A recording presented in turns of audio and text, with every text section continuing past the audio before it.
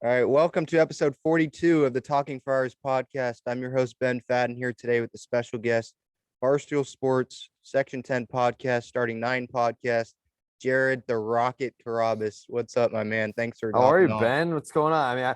We should have done this a lot sooner, but I screwed up. I had a dentist appointment the last time. I'm getting a lot of teeth work done now. I'm taking care of myself now that I'm back home. You're being a star, so you got to look good, right? Yeah, gotta whiten the teeth. We're putting in veneers. We're doing the whole deal now. We're going Hollywood. Exactly. All right, so first off, you have, I think, an amazing path to where you are. Can you just briefly go over how you started, what you started, with the whole, the sock space thing? You start with the whole career path until where you are now. How old are you? Right now, I'm 18. Okay, so I started when I was 16, which is so weird because I still think of myself as I'm the young guy, but now I'm older. It's so weird. Yeah, I started my MySpace page when I was 16, and I mean it started as a Red Sox fan page, and then everyone else, because there was no Twitter then, really. Facebook wasn't a huge deal yet. MySpace was king back in 2006. And what year were you born? You were born in 2003. Oh man, that's crazy. Yeah. um so MySpace was a big deal back then, and it was kind of like the Wild West. They no one knew what to do with it or whatever. So I basically just made a Red Sox fan page, and then everyone else was like, "Oh, that's cool." And then it was basically the first fan page ever on any social media platform. And then other people started making their own team fan pages, and then people started making other Red Sox fan pages. And I was like, all right, well, how do we make this different? And I was like, well, I guess I'll write my own stuff. They can't have my content, so I'll just do my own stuff then. So I started doing that. I was like, I actually kind of like this, and it was something that I had never tried before, but never realized that it was something that I wanted to do. And I kind of just stuck with it. And then I ended up writing a book when I was your age. I started it when I was 18, finished it when I was 19, and I published it when I was 20.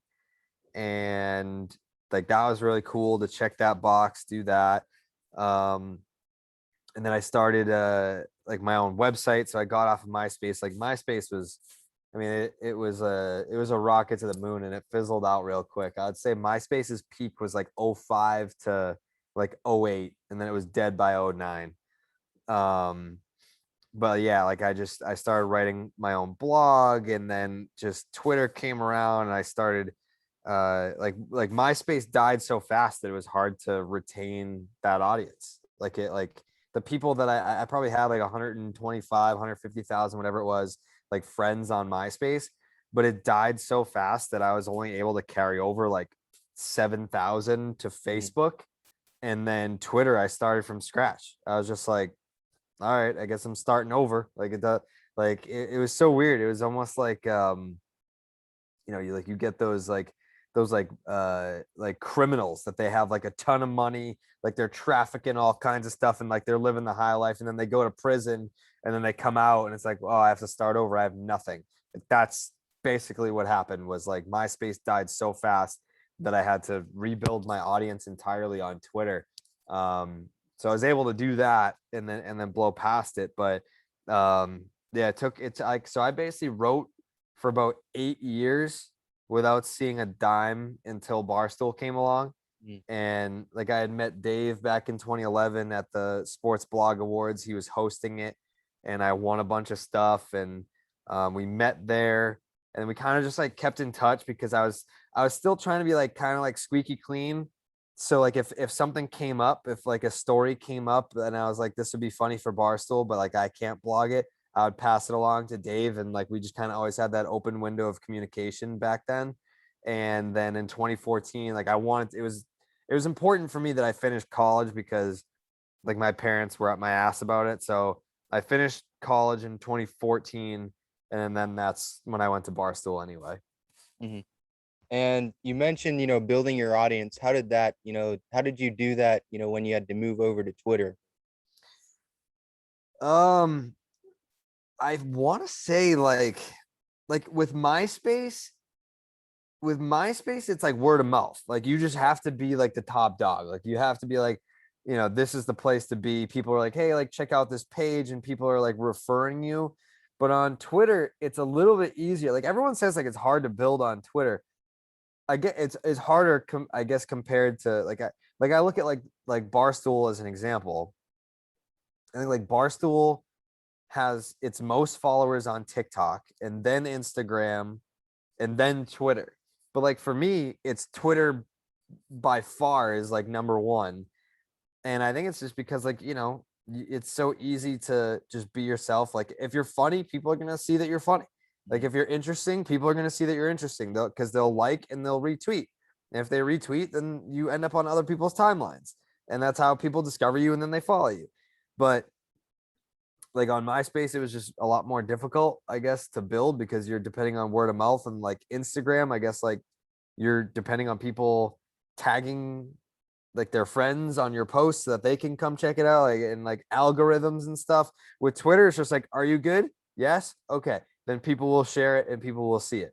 But like that's why like Instagram, it's like you're kind of at the mercy of algorithms. And it's like, who cares? Like if you're good, like you should be rewarded for that. And I feel like that's Twitter. So if you're interesting and you're funny and you're informative, people are gonna find you and they're gonna follow you. Yeah. When you look at, your Twitter, staying up for games, Padre games or whatever, staying up till 1, 2 a.m. So Every you night. have, a hectic schedule. So could you briefly go over kind of what a day in the life is for someone like yourself? You know what's cool? Like, so this is obviously a Padres podcast. The so like I have MLB TV, Hmm. so I can like stream it on my laptop, but I also have like all the TVs in front of me are all cable boxes. And the Padres are the only team channel that I memorized.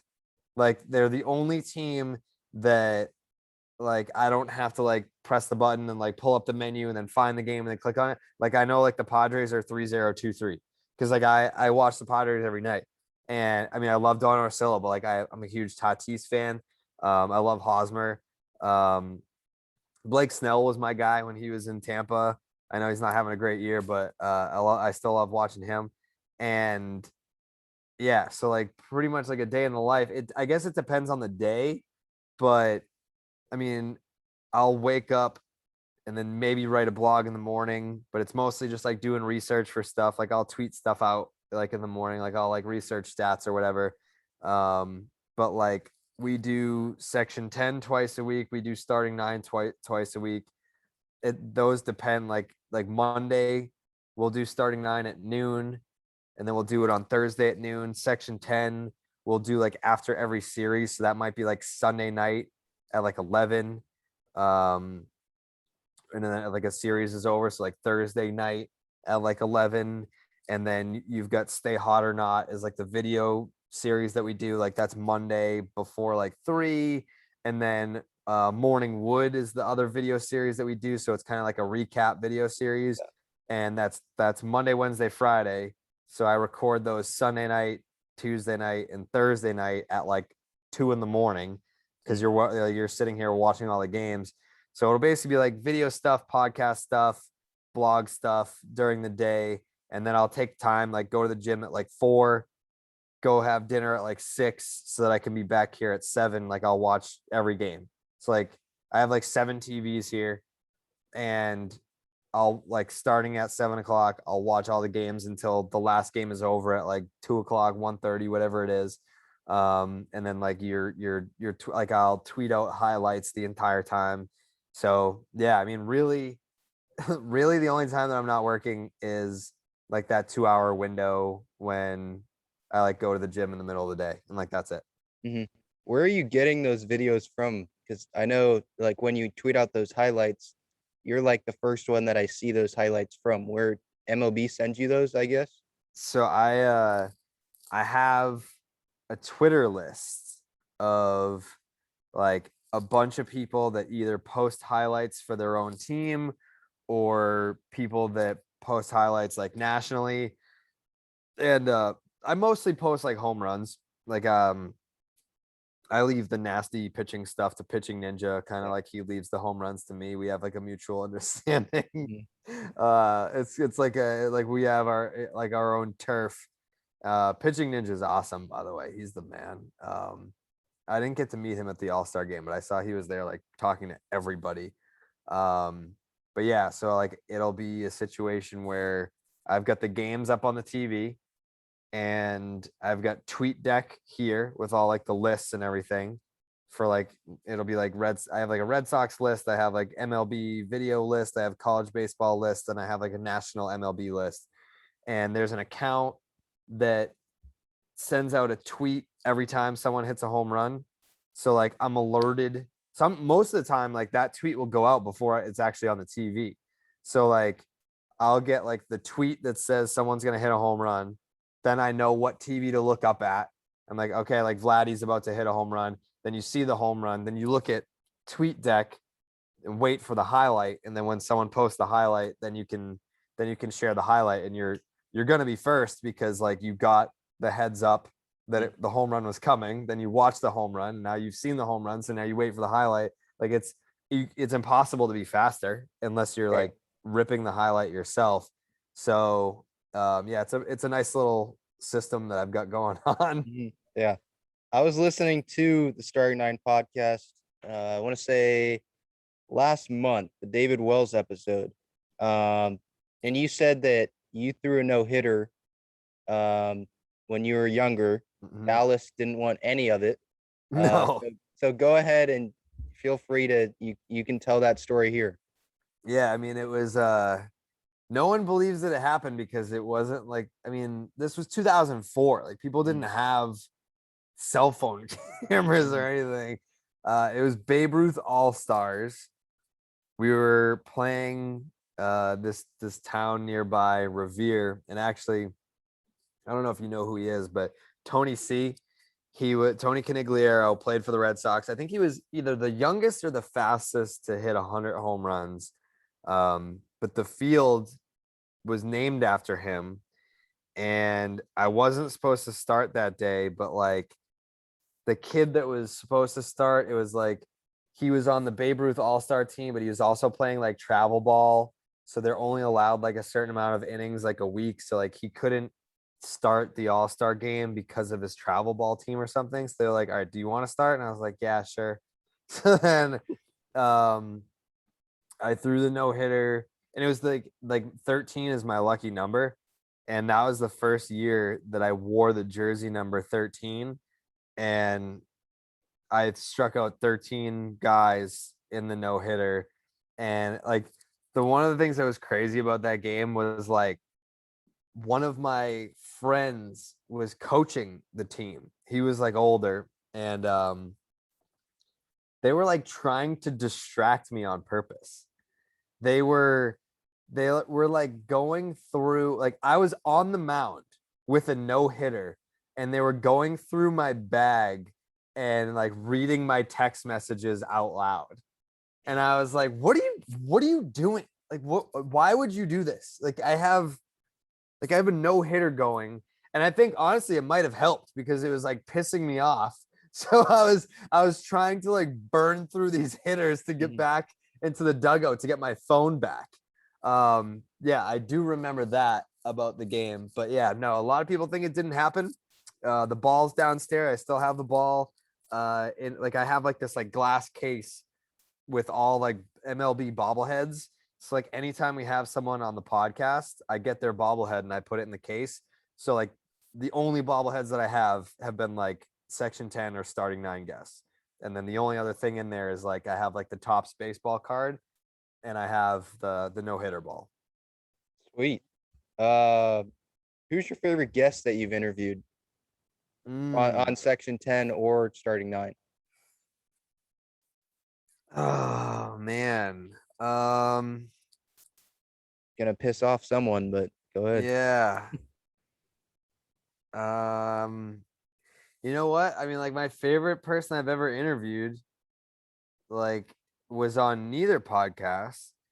So we just launched Call Him Poppy, Yep. and episode 1 is me interviewing David Ortiz for like an hour and 45 minutes.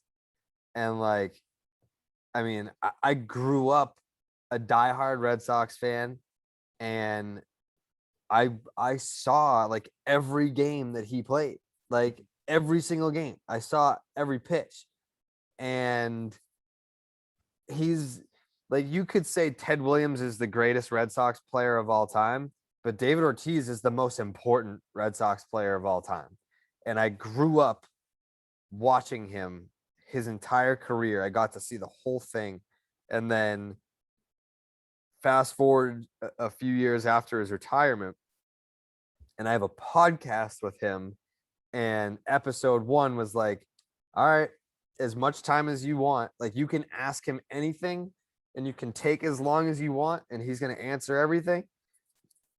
Go right ahead. And that's what happened. Like, I mean, I did, and I wrote the blog about the podcast launch, Mhm. and I was like, I didn't do any prep at all. And Why the would you need to? Because as I read on the blog, you've literally lived it, so Mhm. you have it all in your head. Yeah, and I saw some people read it and they were like, "Oh, cool! Like you did know it's the biggest opportunity of your entire career. Not a great sign that you did zero prep." And I was like, "Did you not interpret it as I did not need to, because I I mean, I saw it all and I remember it all. Like, I didn't need to go back and like research anything. It's like I saw it." So uh yeah, I mean, I would say that that has to be my favorite interview of all time, because it was just such like a culmination of like my whole career and like life. Like I put you put your whole like life into something like that to get to that point, and then to be able to sit down and have that conversation with him where he's comfortable. And like that had to have been like an hour and 45 minutes. That has to be the longest interview that he's ever done in his life. Mhm. A dude like that, he's probably sitting there telling you like, yeah, I got 15 minutes for you. I got like half hour for you, maybe. Like, you do a documentary or something like that. And even that probably doesn't take as long as that. So yeah, no, that was that was really cool. Yeah. Now moving to the Padres, there have been some great moments this year, not so good moments, going 3-14, the Tatis injuries, the whole COVID thing, which then they ended up winning pretty much every game that they played during that stretch. Um, you know, do you still believe, that this team, can get to the World Series, despite, being in third place right now in the division? Obviously, we don't know what's happening with the deadline yet, but are you still confident that this team can, go far? Yeah, no doubt. I think it's a weird perception type deal, because you knew the Dodgers were going to be a roadblock. I don't think anyone at the start of the season thought the Giants would be where they're at. I mean, they've got a 2-game lead over the Dodgers now in the West. And I mean, you take the Padres and put them in any other division in baseball, and you're like, this team, holy crap, like this team is gonna go far and whatever.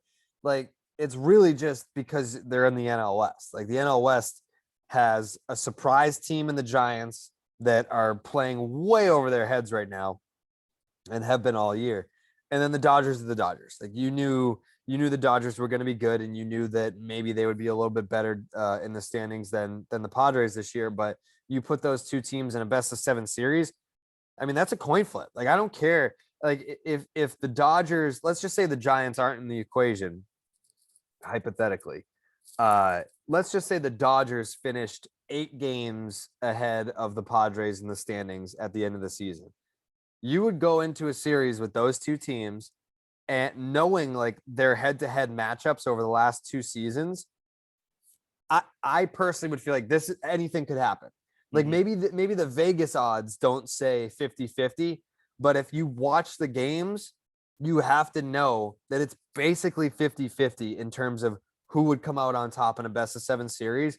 And it's not to say that like like, yes, the Dodgers are the better club. They're more well-rounded. They have more stars, and they also have more experience, which is big. I mean, like they've been there and they've done that.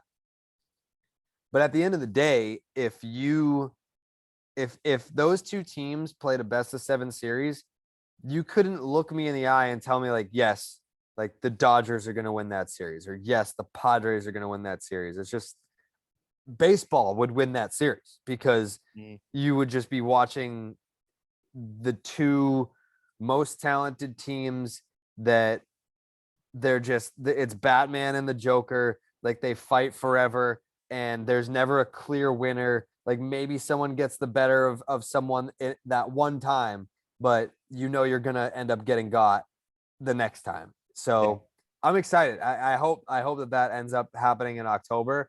But yeah, I mean, I think it's just a situation where all 3 of those teams in the NL West are gonna make the postseason. It's just a matter of who's in first, who's what wild card, and who matches up against who. Yeah. Padres are leading the season series 7-3. I was at Petco obviously for when they just swept the Dodgers. So that series there, that was the first time for me that I was like, okay, the Dodgers are not, the Dodgers anymore. The Padres and the Dodgers are pretty much on even ground. The first series of the year where I was at Petco, there were coin flip games, obviously the 12-inning game, the Mookie Betts catch. If it was anyone Yeah, else, maybe that's a tie game. Who knows about that? right. And then And he was playing out of position too, wasn't he, in yeah, yeah, center? yeah, he was in center. Yeah. Um, yeah, and Tommy Pham, he was struggling at that point, and it was like, yes, this is the moment where he can get out of it with a line drive, and Mookie comes up with an amazing catch.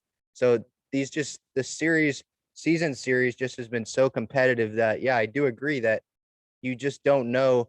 You can't be confident that like the Padres would win a series against the Dodgers in the postseason or against the Giants for that matter. But the other fan base can't be confident either, just because of how close the games have been. Moving to the MVP race, DeGrom and Tatis, it seems like the NL MVP race. I'm of those people. I might be a little biased, but I'm one of those people that says DeGrom does not deserve the MVP. That's what the Cy Young is, the pitcher's MVP. The MVP is for position players that play every day, that, really provide that impact on a daily basis to their team. We're not obviously saying that DeGrom doesn't deserve all of these, praises that he's getting, but Tatis has been there pretty much every day when he's not hurt. He's putting up these numbers. There's no one close to him. He's first in like every category. So just what are your thoughts on what Tatis, how he's done this year? And if he continues this, is it his MVP to lose? Yeah, so I mean, I think I'm not against pitchers winning the MVP, but they have to like dominate. Yeah. And DeGrom has obviously done that, but he's had multiple injuries this year. Mhm. So I mean, like if you're gonna win the MVP as a pitcher, you need to make every start, and he's obviously not gonna do that, and he hasn't done that.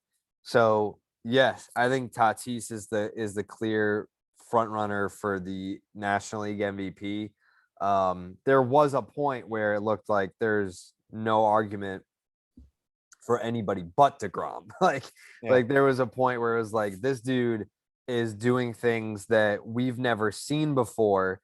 But then he ends up getting hurt and he gets hurt again. Like now we're talking about like a forearm and seeing a specialist. And the good thing before though was that if he had gotten hurt, he bounced back quick and he was just right back out there. So it wasn't like a glaring issue in terms of injuries. This last one is not the case.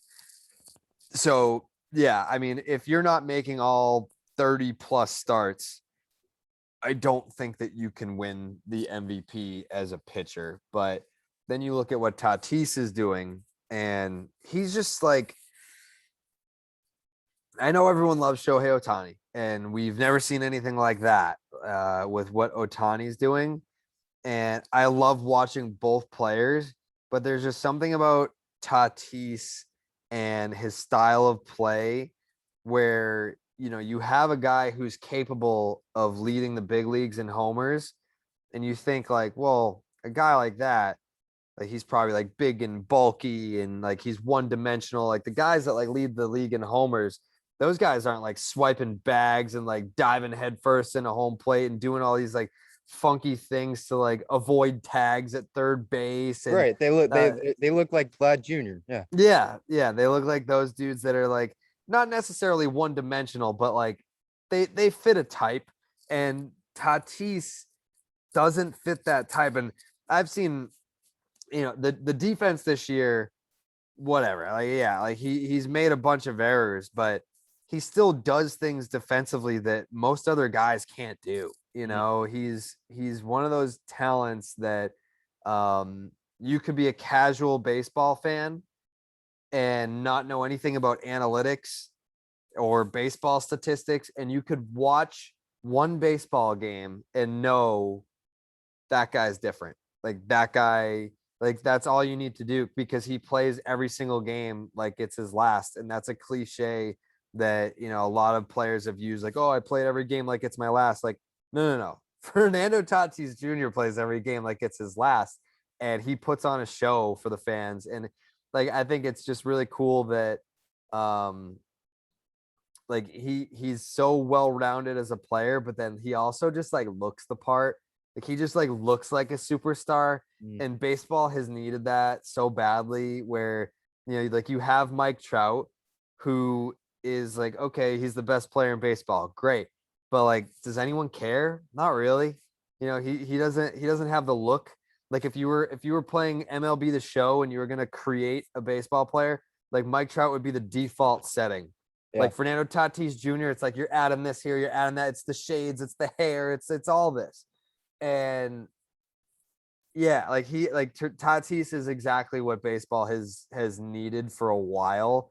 So I'm just happy that, like last year went the way that it did, and everyone was like, 60 game season, let's see if he can do it over a full season. Okay, well now he's even better. So like the fact that he's been able to do that has it's only validated what I thought about him to begin with. Like I thought like this dude is face of baseball. We put out the face of baseball shirt with his picture on it last year. Like he had played like 30 games, and I was like, face of baseball, that's him. Boom, done. When it's the face of baseball, you should be able to determine that, not by just watching highlight reels. Like you said, watching, one game, watching pregame when he comes out onto the field, does like the entire stadium cheer for him? That's what happens at Petco Park. He jogs out to warm up, stretch, and you see all these kids down the first baseline are, screaming Fernando. And you got people at Nats Park over the weekend dressing up in Fernando costumes, and, the adults, the kids. So that's the face of baseball. You don't see, I get Mike Trout doesn't have the hair, so you can't really do that, but that's where the face of baseball shouldn't be hard to determine. Right. And I think that there's a legitimate competition for it. And I don't even really think that there needs to be just one guy, but it is it's more like Vladdy, Acuna, who's out for the year, so there's more space for everyone else, Soto, and Shohei. And the thing about Shohei is that it's more than just, oh, this is a guy that can hit and can pitch.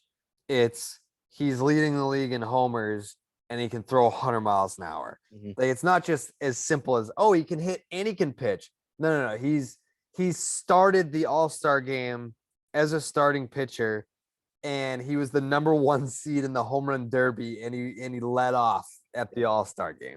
Like it's that. So like that's crazy. But the thing about Tatis is he plays the game so hard, and he's so good at it, and he makes it look effortless.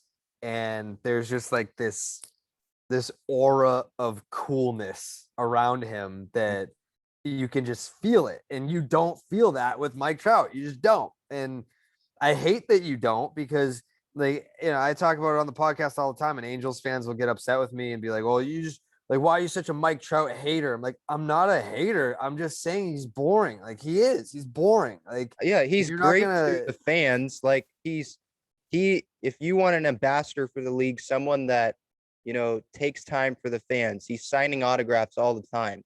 He does that, but he just doesn't have the personality. He doesn't have the flair. He doesn't, do all these spectacular, plays and bat flips like Fernando does.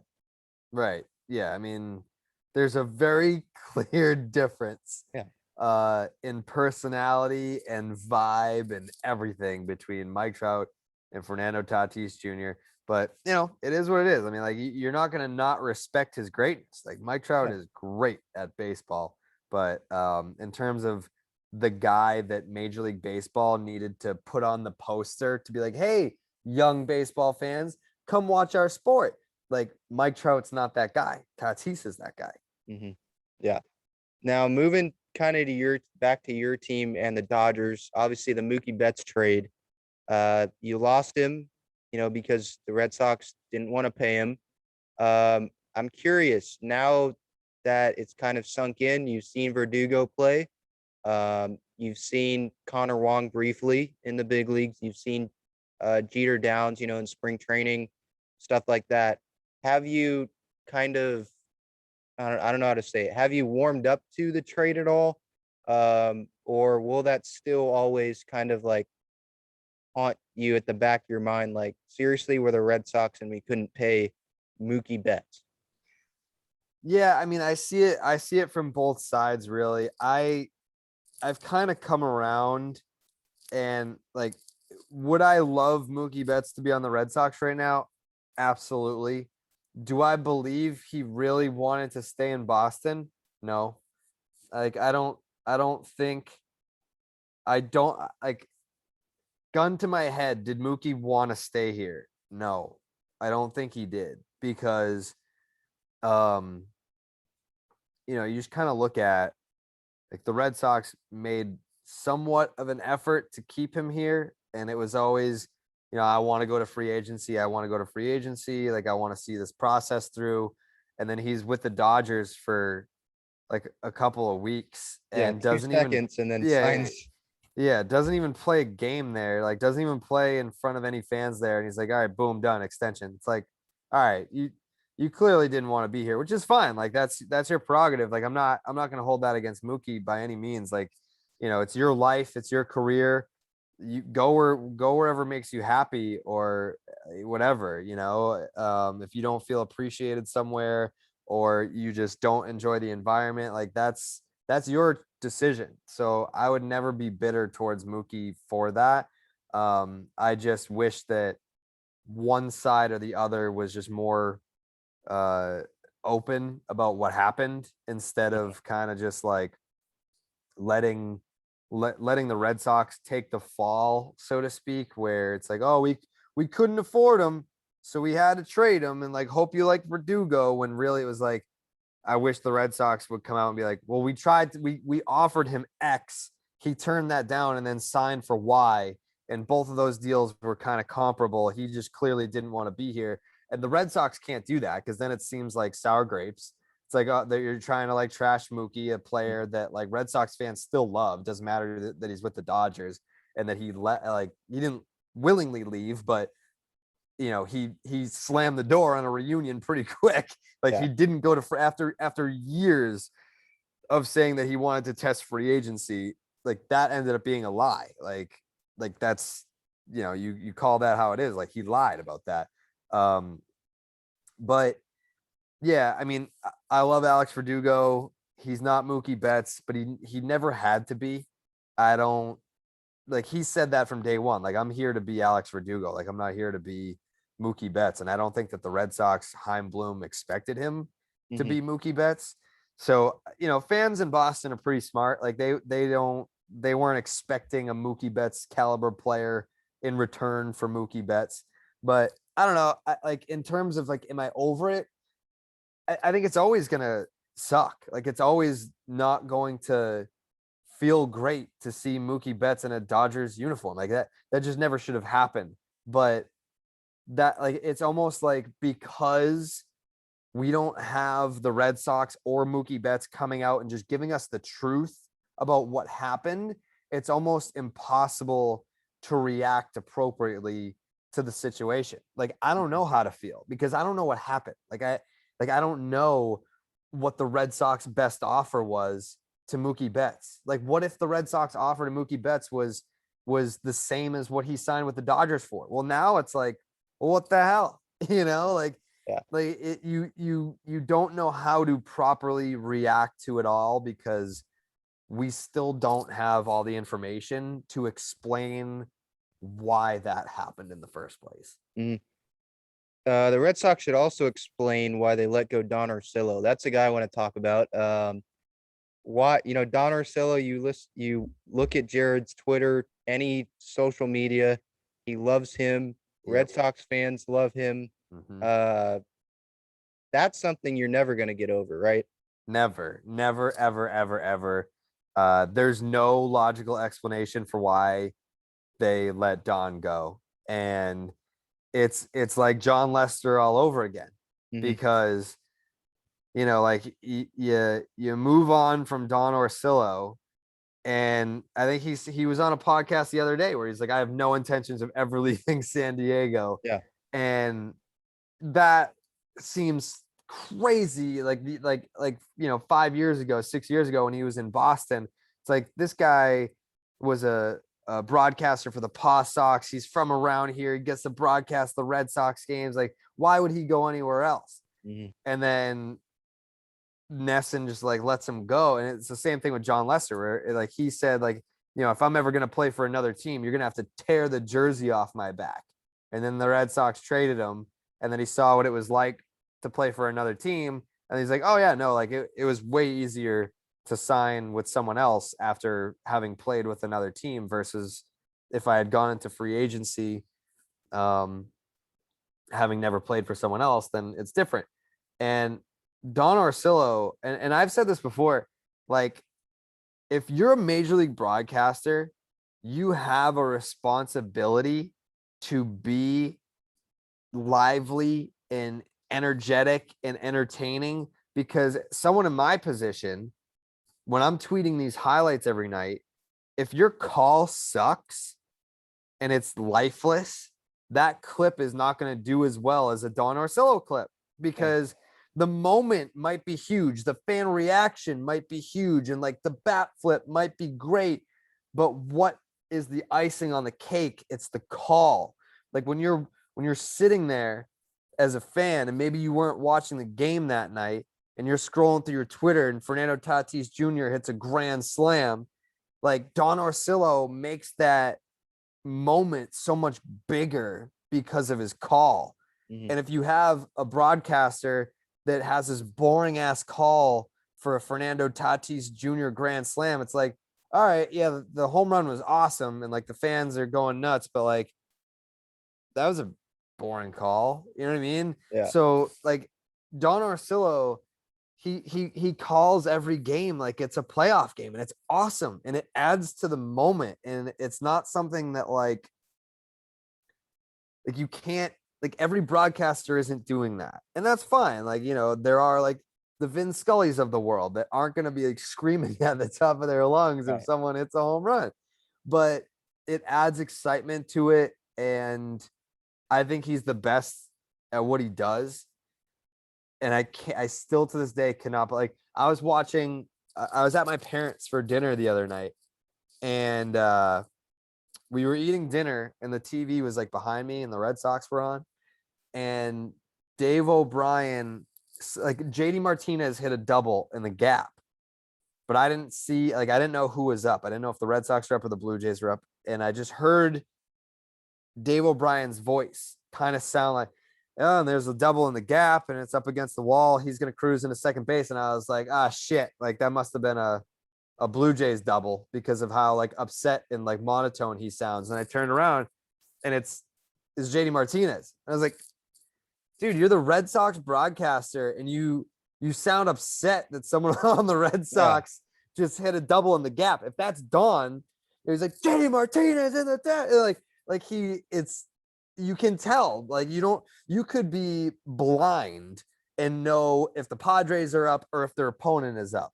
Yeah. And now with the Red Sox broadcast, sometimes clearly it's hard to tell the difference. Yeah, and that showed Don Orsillo's, enthusiasm when Daniel Camarena hit the grand slam. Yeah. He went absolutely nuts. I mean, him, Mark Grant in the booth, it was like, what just happened? Are you kidding? But you can hear that in his voice. You can hear like, wow, a hometown kid, a reliever hit a grand slam off Max Scherzer. Like he made it known that this is like, you're never going to see this moment ever again. Yeah. That he showed that in his voice. I think that, and then, when I think the best broadcasters, I feel like a lot of guys, they can call games, when it's 2-2 in the eighth and people are going to be, entertained because of the game. But his best work, Mud's best work, is when it's the eighth inning and the Padres are down 15-5 to the Nats earlier this year, and they can really go at each other or make jokes. That's when I think that's when it really shows who the best, broadcasters are. They can flip the switch from, okay, this is a baseball game, to, okay, the audience knows this game sucks, and now we're just gonna totally just talk each other's ears off and just go right at each other, because who cares about the game anymore? Right. That's what Don used to do with Jerry. They used to have their best moments during games where the Red Sox are getting their doors blown off. And I mean, like, I miss that. Like the broadcast, and there were so many great Don and Jerry moments from over the years. There's been the pizza, the pizza one. Yeah. The pizza. There's like Jerry's lamp, like Jerry's tooth fell out one time, and like there's like someone like grabbed their girlfriend's boob in the stands, and like they were dying laughing. Like they had so many great funny moments. And since Don has left, I can honestly tell you there have been zero. Like zero. The only memorable moments now are Dennis Eckersley moments. Like Eck is the best. I love Eck. It's not like the broadcast is terrible. Like Eck is awesome. And Dave O'Brien is good at what he does, but like it's like he's a great national broadcaster. He's great for down the middle calling a neutral broadcast. Right. Not a regional broadcast. Red Sox fans want you to want the Red Sox to win. And Don did, like that was like, you like Eckersley wants the Red Sox to win. Like Remy, like Dave O'Brien is a great neutral national broadcaster. He's not like, it's not like a regional Red Sox broadcast, like broadcaster vibe that you get. So it's not the same. Yeah. All right. Moving to the Padres deadline approach. Going into the year, I would not have said that they need starting pitching. Darvish, Blake Snell thought, he was going to look like he did in the World Series or look something like that. Joe Musgrove's been great pretty much the entire year. I know he's had to grind through starts, but there's been injuries. Clevenger's out, obviously, with Tommy John. He hadn't even pitched this year. Adrian Morejon's out. Ryan Weathers is probably back August. Same with Nelson Lamet. They need help. So do you think that it needs to be small moves or bigger moves? Joey Gallo keeps getting thrown around. I hate that idea. But what are your thoughts on the Padres' possible approach? I think it should be in the rotation. I'm a big Dinelson Lamet guy. Last year was awesome. Like watching him last year, at least before the injury at the end of the year. Yeah. But yeah, I mean, like I was stoked when they ended up getting Clev. I feel like he's the perfect fit out there. And then they go out, get you Darvish and Blake Snell. And Snell, like the whole thing about Blake Snell, like, I don't think he's that far off from kind of figuring it out. Like it's really just been the walks. There's been a lot of traffic with Blake Snell this year, but his strikeout numbers are virtually the same.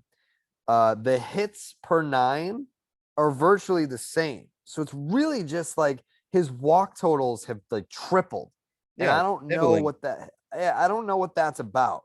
It's like, the ERA is like over 5, but I think it's just like he's allowing too many base runners via the walk, because it's not like he's allowing hits at a higher rate than he normally was before. It's Mhm. it's almost the exact same. Right. So the strikeout numbers are almost the same, the hit numbers are almost the same, and then you see the walk numbers and you're like, "Oh my god, like what's up with that?" So I feel like there's got to be a fix in there somewhere.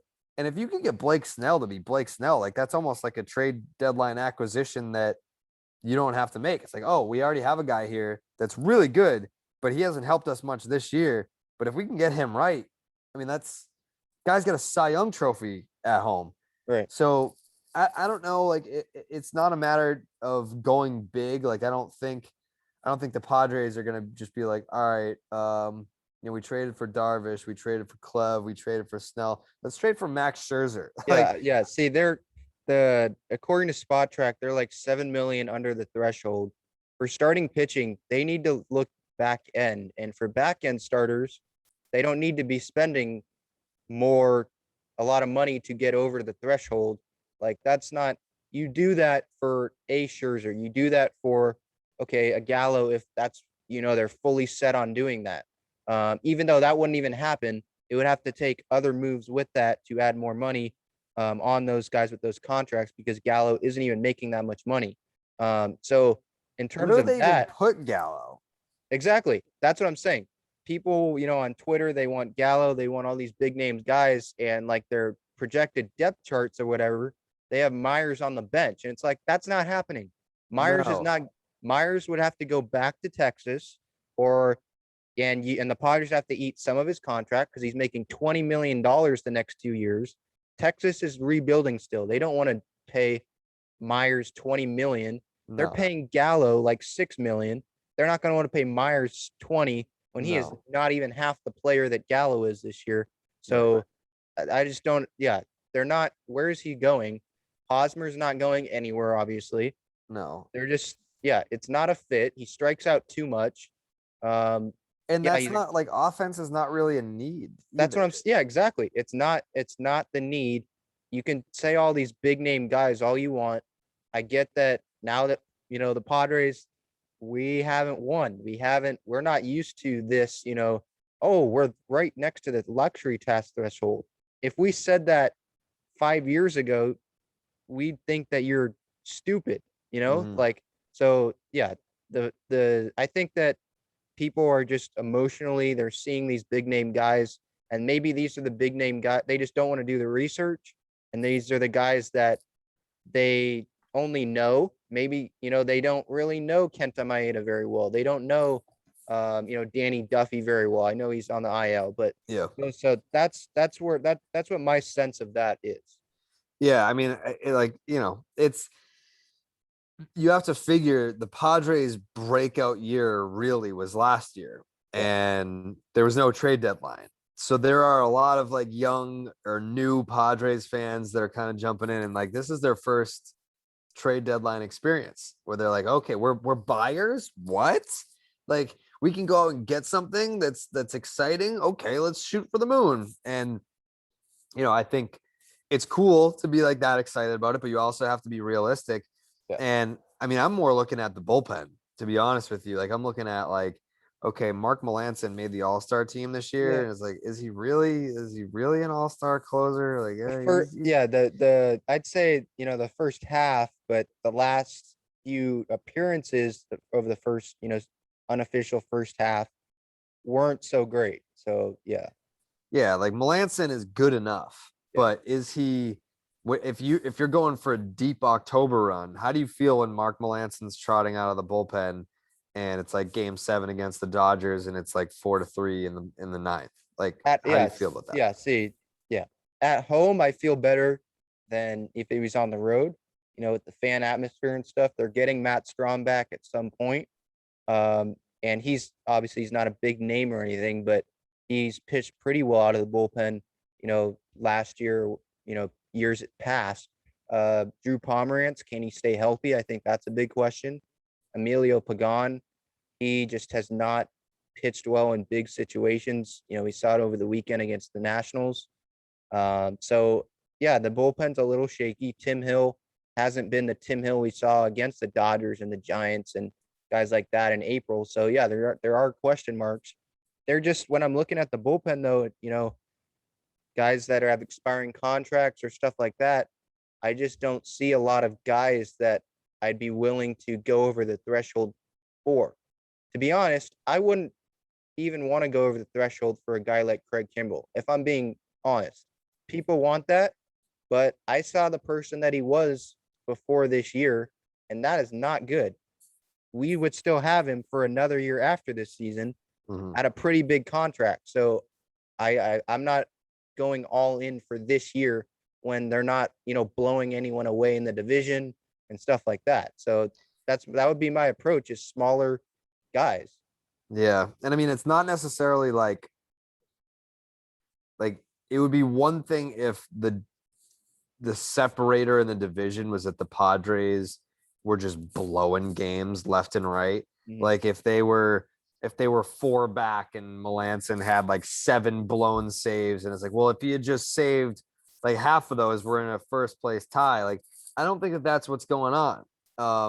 Are you a better team if you have Craig Kimbrell? Absolutely. Yeah. Right now, yeah. For sure. And you're gonna have some of those tighter games as you get into the postseason. So if you did have both, it would definitely help a lot. But I don't know. I mean, like, I still, like, you look at the Padres up and down, and I mean, like, it is kind of the rotation where Musgrove has been great, Blake Snell has not been great, Darvish has been pretty good. And then you've had like the injuries throughout where like you're not trotting out the rotation that you intended to have out there. Like you should have rounded out that rotation with Mike Clevenger and Dinelson Lamet, and that's not what you have. So maybe because I think like the Rockies might have said like they're not interested in trading like Herman Marquez. Yeah, which that's is not happening. But John Gray might, and I think John Gray could be a good fit. Yeah, there's a few guys out there that like you said, you don't need to go, oh, hey, we just added Max Scherzer on top of everything else. You don't need to be like, all right, it's either a superstar ace or we're not interested. Like there are other guys, like I don't even think like a Berrios. Like that's not like a guy that I could see the pot. I mean, it would be crazy if they did, like good for them, but there's got to be like a number 3 starter somewhere where it's like, all right, yeah, that guy. And he does his job. He gives you 6 innings, holds the team to three earned runs or less, just gives you a chance to win because that offense is one of the best. Just someone like that, just to fill a spot.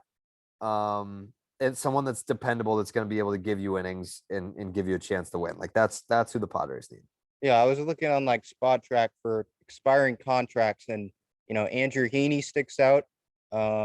John Gray, 29 years old, 3.68 ERA.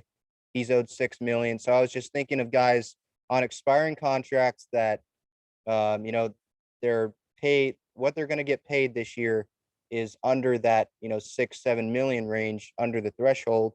Because I don't think they need to make a bunch of additions. I think that a couple little pieces here and there will definitely, really help complete this team.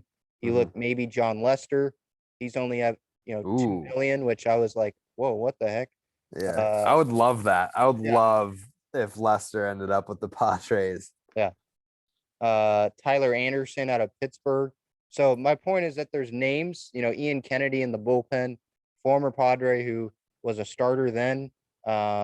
Just the smaller names. I mean, they don't need. Obviously, you said this, right now. They don't need these big names to come in and say, and pitch like all stars. They just need guys at the back that provide consistent innings, which hasn't happened right now. No. So that's it. So, all right. You and Dallas Braden on starting 9, have been doing the Mount Rushmores for teams. Have you Mhm. stopped that a little bit, or because I've been listening and I haven't seen a lot Yeah. of. So I don't know why we haven't done one in a while, but I believe the next episode, which we're recording tomorrow, um, that will have a Mount Rushmore on it. I don't know who Okay. the team is. So Okay. that's Dr. Claus, the one that puts those together. He chooses the team, and I have no idea who it is. Okay. So I wanted to run you through my Padres Mount Rushmore. Okay, of Four guys. Um, Tony Gwynn won, obviously. course. Yep. 15-time All-Star, Yep. Hall of Famer. Dave Winfield, two. First Padre inducted into the Hall of Fame. Four-time All-Star in San Diego. 154 homers in 8 seasons. Um, Number three, Trevor Hoffman. Okay. Yep. Arguably the greatest closer of all time. I know Mm-hmm. people want to say Mo, but Hoffman did it on teams that weren't as talented, didn't have as many opportunities to come in and save games. Mm-hmm. Second all time in saves with 601, MLB Hall of Famer, 53 saves in 98 before they lost in the World Series. And then four would be Jake Peavy, two-time Mm. All-Star in 05, 07, led the league in ERA in 04 and 07, 2007 NL Cy Young winner, and a 24.8 career WAR with San Diego. Now, one guy missing there is Tatis, obviously, but that's because he doesn't have the track record yet. He's played in one All-Star game. He hasn't led the team to a World Series yet. His career's just getting started. There's been a lot of injuries still. So it just wouldn't be fair for me to put him in uh, over guys like Peavy, who, spent many, many years compiling really good stats with the Padres. So your thoughts on that? When the Padres come up, it's going to be very hard for me to not put Tatis there already. Okay. Only because it would be different. It would be different without that extension. Because I think if he didn't sign that extension, then it's like, okay, he's going to play his 6 years out and then hit free agency. And maybe the Padres bring him back. Maybe they don't. Or maybe they extend him somewhere down the line. Maybe they don't. But now that he's already signed it and basically his deal is going to keep him there for his entire career. And that he's an MVP type talent. And the criteria is more so all right, when you see this team's logo, who are the players that you think of? I mean, it's pretty clear that even now, of course, everyone thinks of Tatis, but I think that by the end of Tatis's contract, he's going to be right next to Tony Gwynn. It's going to be Tony Gwynn number one. I don't think anyone could ever dethrone Tony Gwynn, but he's going to be the number two guy in franchise history. What I would say to that is, aren't we doing the Mount Rushmore right now? Yeah, I mean, I would even because who did I have for the Marlins? I had Marlins man. I was like, when you see that logo, who do you think of? Okay. When I see the Padres logo, I think of Tatis. I do. So, but I mean, there's no doubt that your Mount Rushmore is the one that Padres fans I think would pick. Like diehard fans, not obviously the fans that come to a couple games a year, fans that only they can't name more than 5 or 6 guys on the team. They're gonna say Tatis, but people that can go down the entire roster like myself and have been with the team through their whole life, I think that they're gonna say, okay, in fairness to Jake Peavy, I think you have to give him the nod right now. I totally agree. It could even be 5 years down the road. It doesn't have to be the entire contract. It could be 5, 6 years down the road. I think we'll put Tatis in there. But if we're doing the Mount Rushmore right now, I would just say that I think PV, earns it more than Tatis does right now. Fair. Okay. Last thing here. When is Barstool getting a Padres podcast? I don't know. I mean, they keep telling me that they want a West Coast presence. I mean, I don't know how Dallas doesn't have an A's podcast. That would be super easy to do. He should definitely have one. But yeah, I mean, I don't know. I don't. Are there other team specific podcasts at Barstool besides Red Sox and Yankees? Like Carl doesn't I even don't. have a Cubs Yeah, podcast. I don't think so.